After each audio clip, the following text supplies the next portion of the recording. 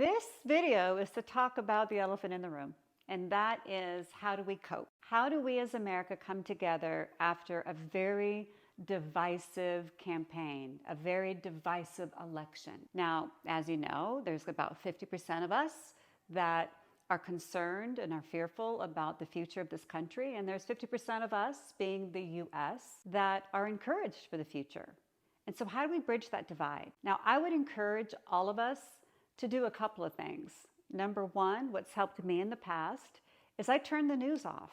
My family decided that we were not going to watch regular TV and that we wanted to do a detox and focus on our community, local. When in doubt, focus out. And I know that's a cheesy saying, but it really worked for us.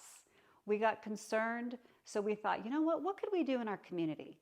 And so what we ended up doing is we worked with the homeless. We got involved in our church. We looked at our local governance and our local government and said, what could we do differently? How can we help? And for us, that was we got involved in the school boards. For other people, it was they got involved in their church. They found a hobby. Just turn the news off, because you know what? It will be okay for all of us. And sometimes what we know to be true is that anxiety has to do with fear of the future, and depression has to do with fear of the past.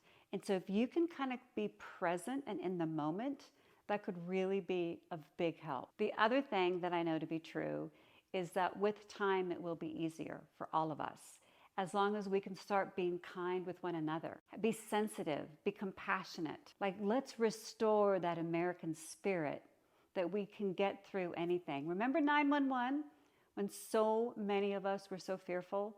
We got through it together, and we'll get through this together as well. I encourage you to be kind to one another, stop listening to the news, and know that all is well.